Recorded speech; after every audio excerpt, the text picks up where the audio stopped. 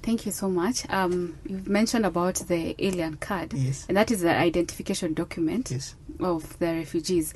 Just like the Kenyan citizens, the identification document is the ID. Yes. So I will now take it back to John Paul, because there's something he said about we are in the election period. Yes. So with this alien card, can refugees be allowed to vote?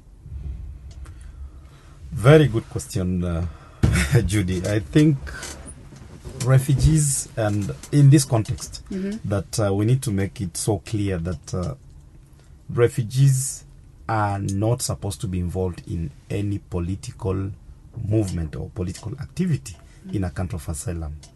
That is number one.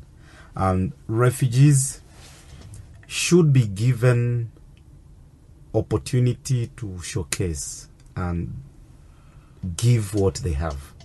So it is an opportunity that Kenyans would benefit a lot from refugees. They have different things that they can give to Kenyans. And coming back to the alien, refugees are not allowed to vote. Okay. And they are not supposed to get involved in any political activities. So they are not. And it's a confusion that during the many elections that we've been in Kenya, some of the Kenyans, for the lack of knowledge, they confuse and thinking that maybe refugees also participate in the elections. They are not supposed to participate in the election. That documentation just allows them to be in Kenya, recognize them as who they are, and just to access maybe some job opportunities, but again, they are not getting that job. They are not accessing the decent job. The only job are given, it's the incentive works, so which they are just paid peanut. And frankly speaking, we have to say the truth.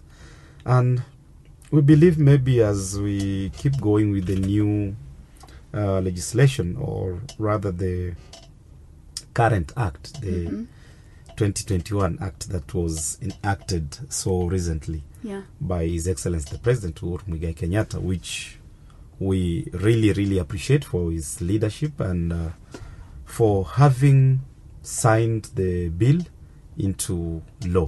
And I think with the new law, the Refugee Act, I think maybe will open a chance for refugees also to compete for these other opportunities like any other person in the country.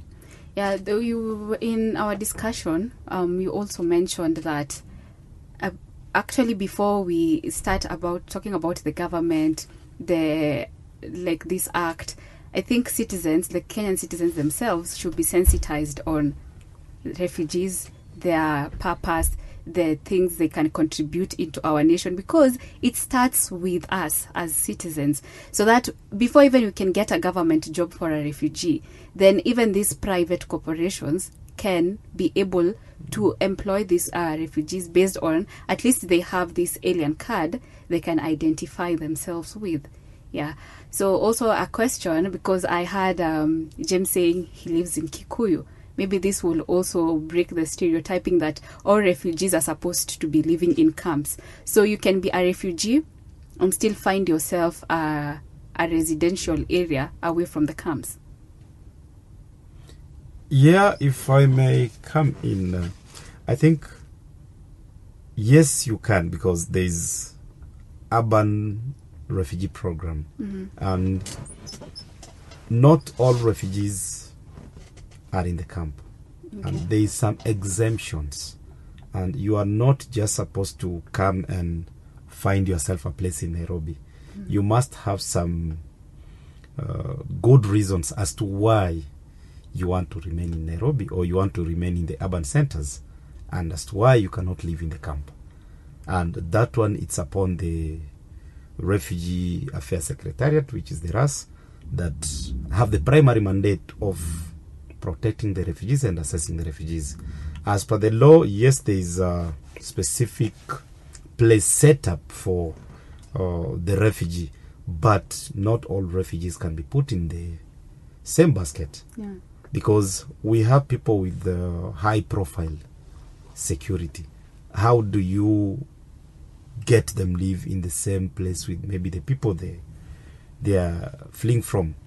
So it depends also based on security and medical education, that if you follow under those criteria that I've stated and many other, I think RAS would give you an exemption to live in Nairobi.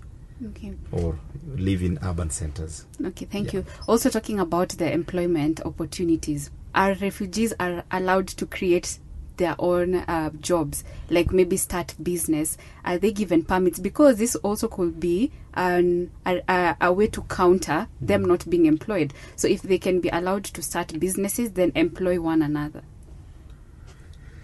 Yes, they do. Mm-hmm. We have very many refugees who are in business sector today, like creating their own employment. Yeah. We have many refugees who are self-employed, and to an extent that they have even employed Kenyans. And you can imagine, by denying them right or denying them access to some of the government services, the Kenyan government is losing a lot, because you would have benefited from these refugees to grow the economy of this country.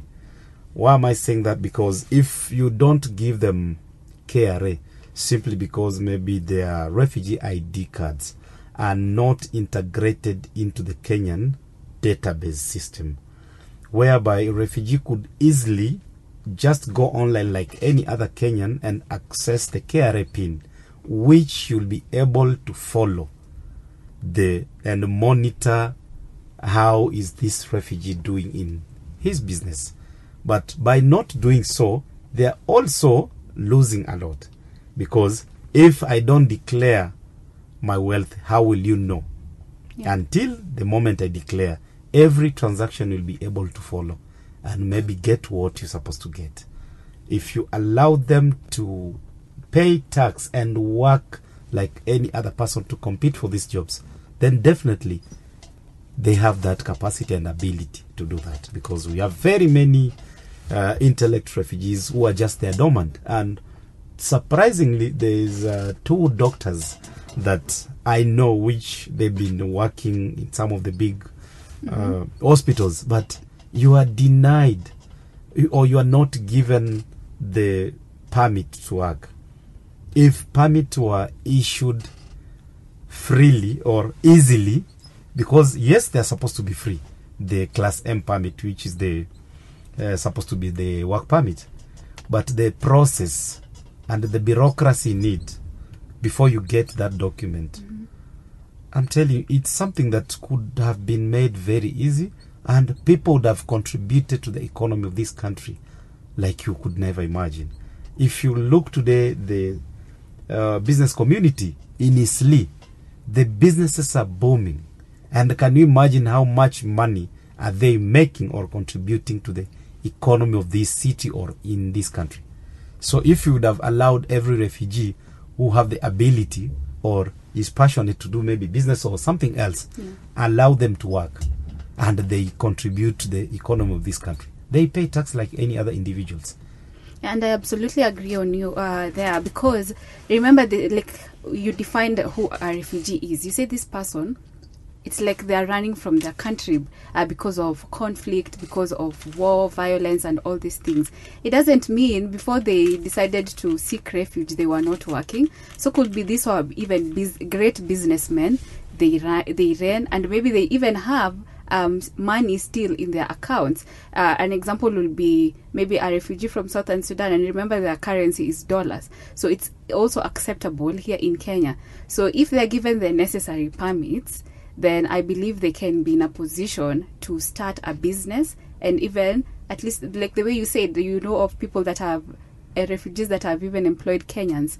So if they can be given these permits at ease, just like every other Kenyans, they can also help us solve the problem of unemployment. Yeah. So thank you.